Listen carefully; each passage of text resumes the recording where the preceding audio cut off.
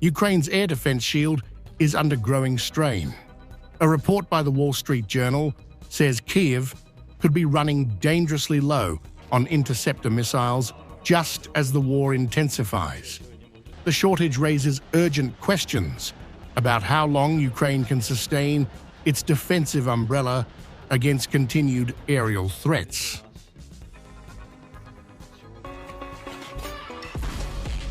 The pressure on Ukraine's defenses is being amplified by developments far beyond its borders. The same interceptor missiles used to protect Ukrainian skies are now being heavily deployed in the Middle East, where the United States and its partners have been responding to missile and drone attacks linked to the conflict involving Iran. The challenge is compounded by a deeper structural issue. Production limits in the United States have already created a tight supply pipeline for the Patriot Missile System. Even before the Iran conflict escalated, deliveries of interceptor missiles were constrained, leaving Ukraine and several European allies waiting in long queues for replenishment.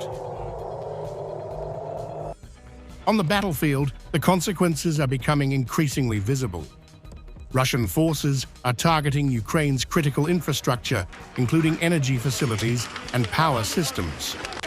With gaps emerging in air defense coverage, strikes on strategic installations are becoming harder to intercept. At the same time, the scale of interceptor use in the Middle East is significant. In the early days of the confrontation with Iran, the United States and Gulf partners fired hundreds of defensive missiles to counter incoming threats, rapidly drawing down regional stockpiles.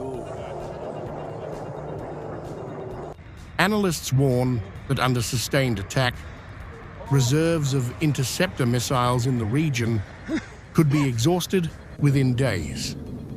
If that happens, Washington may be forced to redeploy these critical systems from other theaters, a move that would reshape the balance of air defense priorities across multiple conflict zones.